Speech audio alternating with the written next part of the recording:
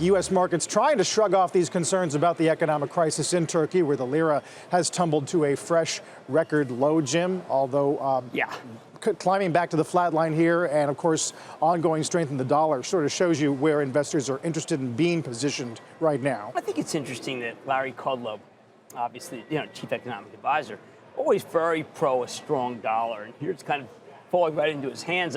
There have been the only undercurrent in this entire earnings season was that perhaps the dollar's too strong, and this is just going to accentuate that. I try to put some perspective on Turkey because I think it's important. We often get caught up in contagion in a Cyprus, contagion in Italy, contagion. Italy, does have the third largest bond market, but all the top 10 companies in Turkey, when added together, do not equal the market cap of J&J, which is, by the way, not that big a company. Versus some of the behemoths that we have. So I want to try to put it in perspective. We had a similar run on the lira in 93, 96 when Tansu Çiller was in charge.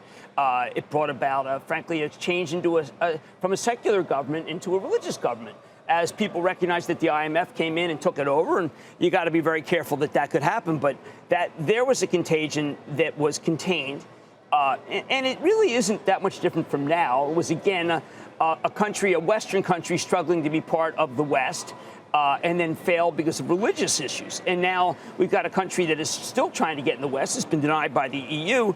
But I just think it's important to remember that other than from mutual funds, there really isn't that much contagion, because we always want to worry about the European banks. But what have we learned time and again, whether it be from Monty to Pasky or whether it be ultimately with Deutsche Bank, is that the EU bails out its own banks. That's what they do. They didn't let the banks fail in 2011. And they're not going to let it fail now. So you might want to be able to take a stab at Deutsche Bank. I don't want you to do that. But I want people to recognize that there is an element of fear that should not be stoked.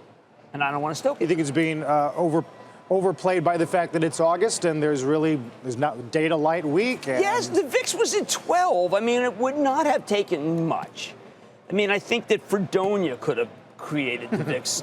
That's a Marx, not a Marxian, not a Karl Marx, but more of a Groucho Marx country. So just beware when the VIX gets that low, you've got Tinder. And I find that Turkey is a natural place. Now, those of us who go to the Committee to Protect Journalists dinner every year are well aware that the Turkish government is perhaps the least free press government in the world. Yes. And jails the most journalists. So it's not necessarily this great bastion of democracy. So let's not forget that this is not a country that necessarily fits in as a place that is a Western country. Yes, which is why their membership in NATO raises some eyebrows in certain circles. So I just want to keep that in mind. It's the reason why we're not going to have that many banks that lend to them, because many of our bankers regard the country as an outlaw.